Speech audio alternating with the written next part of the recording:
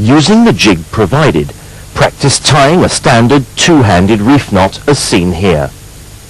At the end of the procedure, you can see the classic picture of a reef knot as clearly shown by the different colour threads.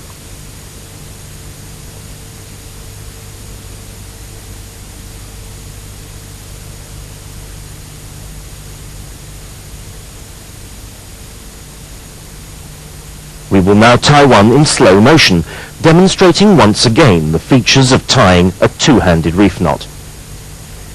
Ensure that the threads end up at the opposite side of the jig to which they started and snug down the throw securely.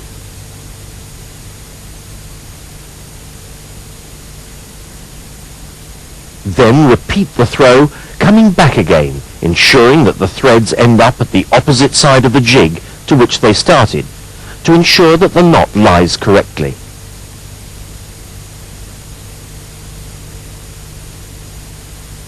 Once again, the classic picture of a reef knot is